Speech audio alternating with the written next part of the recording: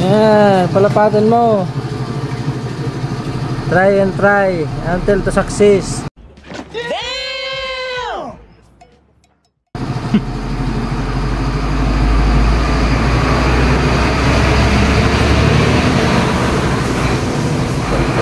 Yan na po, lumapat na po ang ating pinapalapat. Ito yung mga maling ginagawa ng mga minsan mga mga operator, yon. Yan, iwasan nyo po yung pag-wieldingan yan. Kasi pag yan na-wieldingan, tumitigas, mahirap po yan hantapan. Sabi po yan ng ating ka-tornero. Yan. Peace. Oh my God! Wow! Ikaw, anong masabi mo? No comment. Sup!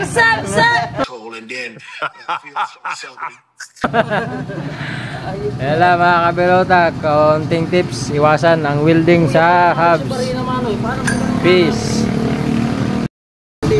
Kinakalawang yan. Kaya pag welder ka, tornero ka, every year, anti-tetano 1.6. Hindi na nga magkabatay. Oo. Nimbakon mo nga pa rin. Sakit. Sakit mo muna. Haring mahiling ni Pading, lapat na. Bago natin ibibigay yan sa may-ari, dapat lapat na yan. Paluwag to pare. Paluwag tong ikot ng ito. Ayan, yan. Yan. Isitro mo nga na yun. Teka, sitro baro. Inikutan mo na kaya mo. Pero labas mo iba. Yan, ilabas mo na yan. Tapos, hihitin mo yung ano.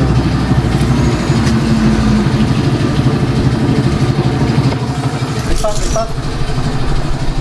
Number please.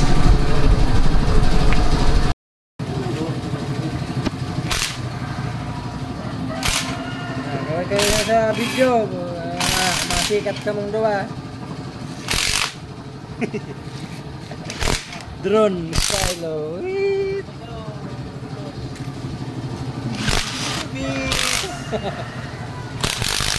Yan, ito, lang paggagawa ng ano. Ayan yung tama, pagpapalapat ng axle. Iwasan mag-welding sa hubs. Hindi po siya advisable na lagyan ng welding. Mas lalong nasisira yung hubs.